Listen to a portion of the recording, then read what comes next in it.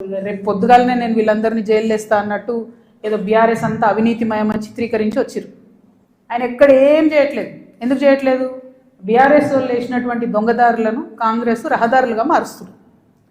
వాళ్ళు ఎవరైతే ప్రైవేట్ వ్యక్తులకు ఇచ్చిరో మళ్ళీ అదే కంపెనీలతో వీళ్ళు అండర్స్టాండింగ్ పెట్టుకుంటారు, వాళ్ళతో మాట్లాడతారు. అంటే రేవంత్ రెడ్డి గారి పరిస్థితి ఇప్పుడు ఎట్లుందంటే, అప్పుడే కప్పం తిన్న పాము ఎట్లుంటుంది, కడుపు నిండింది, నేను సీఎం అయినా, అవినీతి అయితే నాకేంది, రాష్ట్రం ఎటు పోతే నాకేంది, వాగ్దానాలు ఎటు పోతే నాకేంది అని చెప్పి ఆయన సైలెంట్గా ఉన్నాడు. ఆయనకి ఈ బీఆర్ఎస్ పార్టీలో జరిగినటువంటి వ్యాపార లావాదేవీలకి అవుట్ రైట్గా సంబంధం ఉంది కాబట్టి వాళ్ళు సైలెంట్గా ఉన్నారు. So let time decide. ఎప్పుడన్నా ఎవరైనా ఎంక్వైరీ చేస్తే డిసైడ్ అయితే చూద్దాం. ఏమీ కాకపోతే నాకెప్పుడో ఒకసారి టైం వస్తుందిగా, దేవుడు దయ ఉంటే నేను ముఖ్యమంత్రి అయితే కదా ఒకనాడు. ఆనాడు మాత్రం 2014 నుండి 2014 తెలంగాణ వచ్చినప్పటి నుండి ఇప్పటి వరకు అన్ని అన్యాయాల మీద నేను మాత్రం ఆరాధిస్తాను.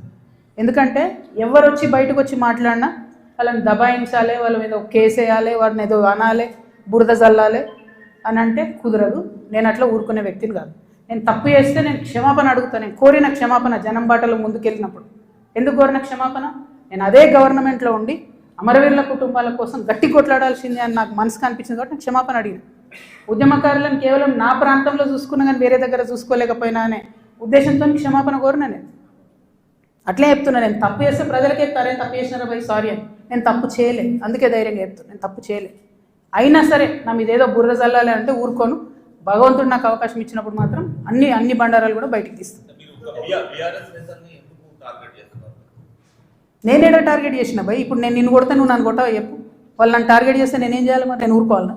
నేనైతే గాంధీ తాతను కాదు. నేను అస్సలే మంచిదని కాదు నేను చెప్తున్నా. నేను కేసీఆర్ గారు అంతా ఓపిక నాకు లేదు. అస్సలే మంచిదని కాదు. నేను ఊరుకోను. నన్ను కొడితే 2 కొడతా ఉల్టా. ఎందుకంటే నా తప్పు లేకుండా కొడుతున్నారు, నా తప్పు లేకుండా మాట్లాడుతున్నారు. అది కరెక్ట్ కాదు కదా.